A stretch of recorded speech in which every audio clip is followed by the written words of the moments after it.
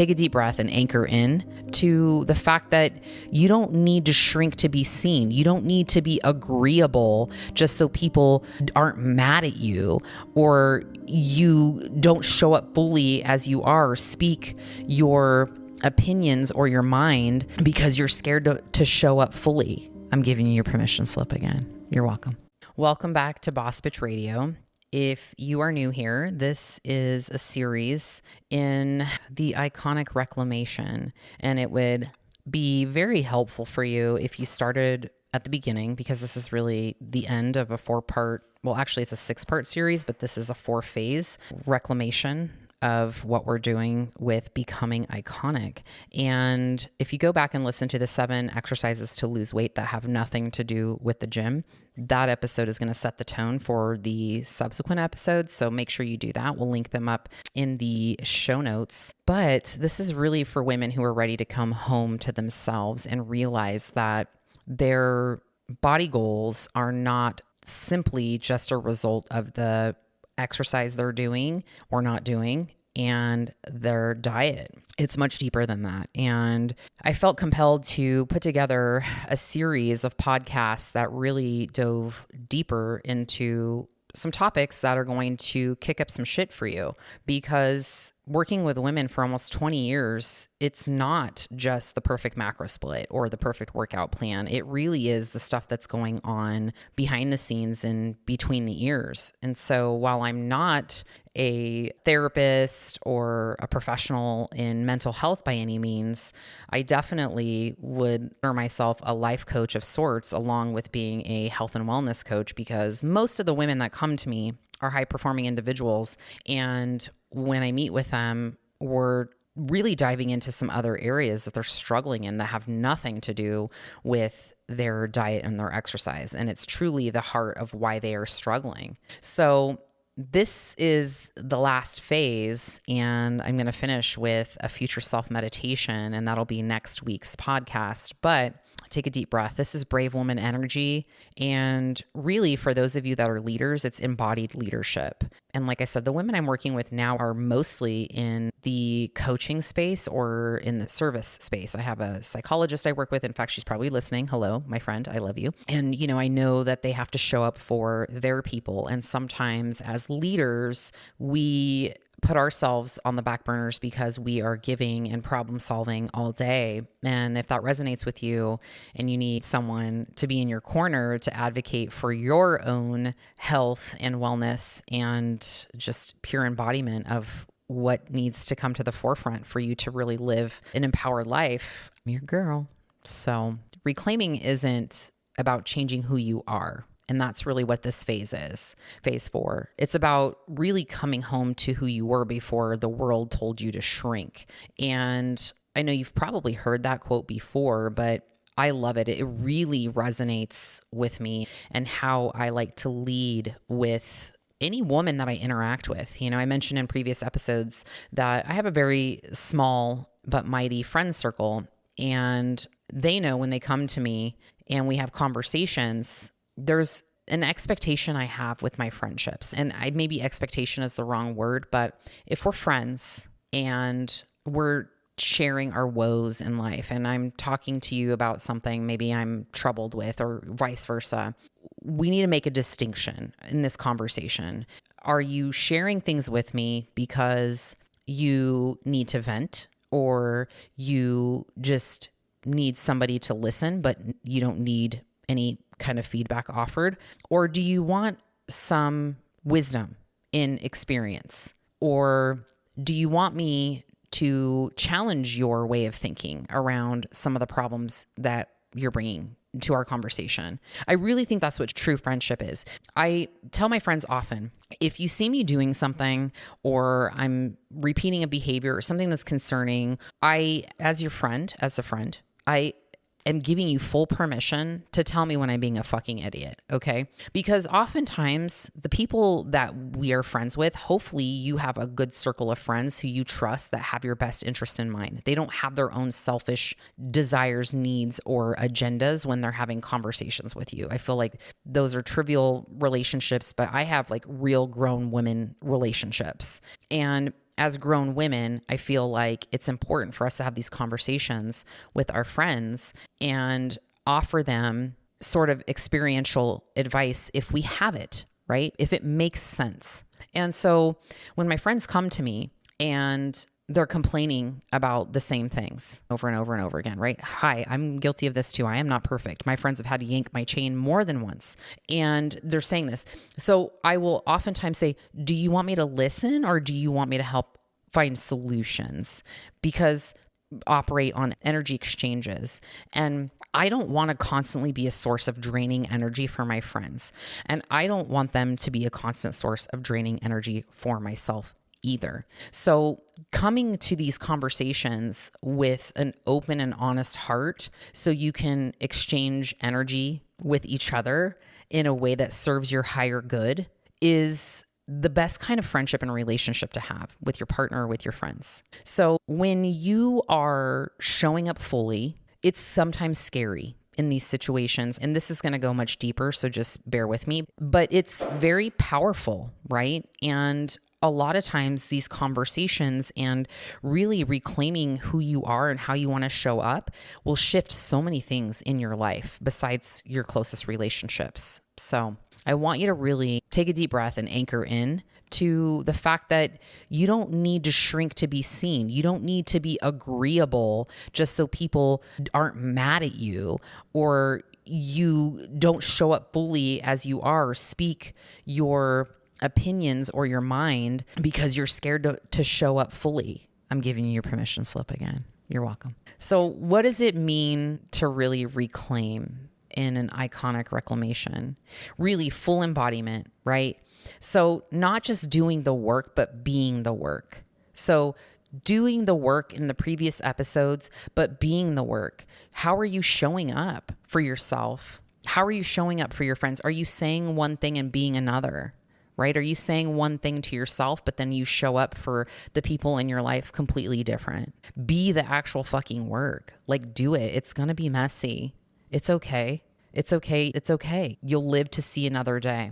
Another way that it means to reclaim is really living a desire-led, legacy-driven, and unapologetic life, which is so scary for most women, right? I just basically went through coaching my daughter to move absolutely across the United States of America. And she had it in her heart and in her mind, and it was calling to her.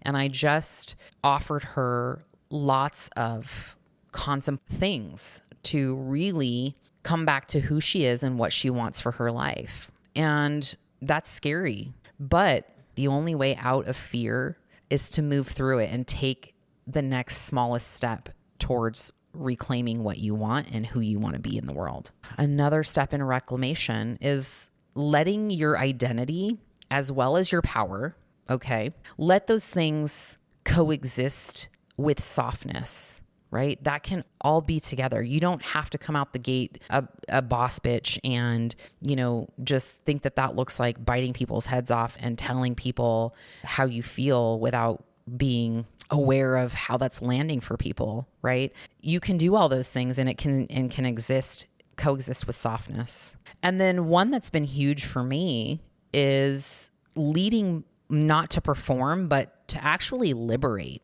right? Like my leadership is really to show you what you already have within you, but you've just forgotten. And it's really just to liberate you and set you up for your own successes in a way that feels good for you. Now, let's talk about a little bit of a shift in becoming the brave woman, the iconic brave woman energy. And I touched on this in a previous episode, but this is a great place to journal. And I'm going to have some really great journaling prompts here in just a moment. But thinking about the woman that you used to be, who is she?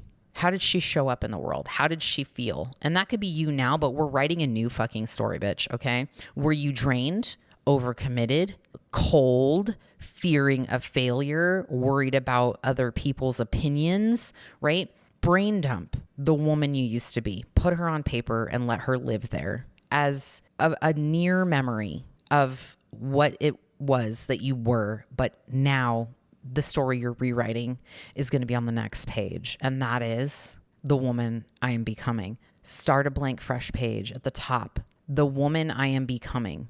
These can be sentences or these can be phrases, simple one word, grounded, alive, warm, free, connected, embodied, patient, loving, energetic, excited, turned on, authentic. Write it all down. Now, I'm going to always come back to journaling, legacy journaling, and really identity mapping, which is just putting down on paper the identity that you want to embody and start putting it into motion by feeding your subconscious all of these juicy terms and thoughts. So here's the first journaling prompt I have for you. If I wasn't afraid of being too much, I'd fill in the blank. Second prompt. I used to believe success looked like fill in the blank. And now I know it feels like fill in the blank. Now, here's some truth-speaking prompts that I want to invite you to consider and honestly continue your stream of writing, which is, what is the most honest thing that I could say or do today, even if it's messy? Ooh, that's a juicy one. That's a real fucking juicy one. And I encourage you to run with that one and just let it go. Let it all out on paper. The second truth-speaking prompt is, what truth am I ready to speak out loud? That's a juicy one too. There's a lot of women roaming around in toxic relationships, unhealthy behaviors, unsettled family drama, careers that they hate that they did because they were trying to make their parents proud. Ugh, the list goes on. So what truth are you ready to speak out loud today? It's scary, but I know you can do it. Now, I have some homework for you. This is your weekly brave action, which is basically living it, right? Reclaiming and living it. So I want you to say no to a draining obligation without guilt. Release the guilt. I want you to wear what makes you feel sensual and sexy and not acceptable. That's okay. You have permission. It's your body. The male gaze is going to be the male gaze, and that is not your responsibility to control that. Ask for support instead of white knuckling it and pretending that everything's okay. Initiate some intimacy or speak desire without apologizing for it. Raise your fucking prices. Yeah, raise your prices. Rest without earning it or explaining it. Wow, imagine that. I think you can do it. Let's do that this week, my friend. Journal a limiting belief and take an opposite action. What is something you've believed about yourself, a story you've told yourself? Speak a boundary that you've been avoiding. What's getting on your nerves? What is somebody doing that's irritating you or draining your energy? It's time to speak up about it and instill a boundary. Some other bonus juicy questions. What am I still tolerating that's no longer aligned with the woman I'm becoming? That's important. You got to make way for the woman you're becoming. And sometimes that means not tolerating the same bullshit. You don't have to be fearless to be free. You just have to be brave. That's what I want to remind you of. There's going to be fear. It's going to come up. It's okay. And you feel the fear and you do it anyways. A lot of times I rename the fear. What's the real feeling? If I'm scared to do something, right? Like I've been scared to be on stage and talk to groups of people and do those types of things. Maybe I'm not scared. Maybe I'm excited. Maybe I'm just afraid of what people are going to think, and that's something I need to work on, right? But you can get through that. Those are all things you can get through. Choose one brave action this week. That's always your ending homework, and do it even if your voice shakes, because what's on the other side of that is absolutely worth it. Right, you guys, I hope this episode was a juicy wrap up to the previous episodes, and it has definitely shaken some shit up for you, because I know that these are all things I've helped women through or I've done personally myself. And honestly, it's a work. It's a work in progress, right? It's a practice. It's not a perfect, like we tell our yoga students, it's a practice. So if this episode resonated with you, the next step is really just sitting with today's episode and putting pen to paper and making shit happen, not just letting this be an episode that you listened to, but you didn't take action to, especially if you made it to the end. If you made it to the end of all of these episodes. And at the time of this recording, I batch recorded these, you guys. So I had 4 spots left in Iconic Coaching Academy working with me. I reopened my one-on-one coaching. I'm taking a very limited amount of women, and I would love to work with whoever is a right fit. Now, it is an application-based process, so you are going to have to apply. And I'm going to warn you, the application is a little lengthy because I need to get to know you. I need to get to know what it is that we're going to be working on. And if my roster is full by the time you apply, my assistant coaches are also working with women in the Iconic Coaching Academy capacity and are ready. We're ready for you. Are you ready for you? I think it's time, my friend. Well, you know what to do. You know where to find the links. They're in the descriptions and the show notes. So hit that up, apply. If you want to find me on Instagram and send me a message, I love notes there. I will likely reply to you with a voice note back, so don't be shocked. And stick around for next week's episode, because next week's episode is actually a beautiful way to wrap this all up and is going to be a meditation. Yes, a meditation. And it is the Iconic Self Future You meditation. And I'm excited to do that for you. All right, I'll talk to you next week.